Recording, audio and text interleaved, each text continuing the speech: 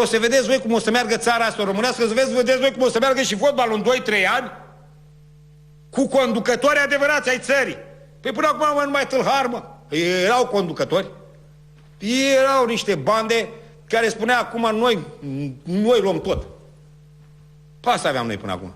Și tăceam din gură, de ce te-era frică, de ce am 3.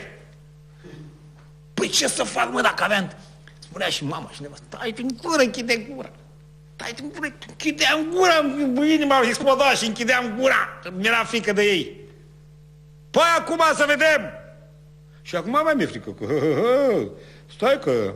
Dar până în septembrie, octombrie, când am eu termenele alea, că sunt achitat la toate. Nu mai au putere, ei, am scăpat. Să mă ușurez odată. De belele și de nenorociți. Nu iau apărarea lui Ponta, că n-am nevoie nici de el, nici nu-l cunosc, nici n-am ce treabă. Bă, dar nu mai puteam să suport.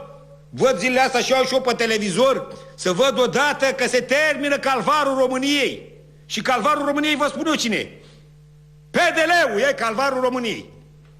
Care sunt de dreapta, vezi, Doamne. Care sunt de dreapta, care nu mai minciună. Minciună, minciună, minciună. Bă, omul de dreapta nu minte minciună ca voi. Plăvitură de stat, plăvitură de stat, dacă nu-i plăvitură de stat. Mincinoșilor.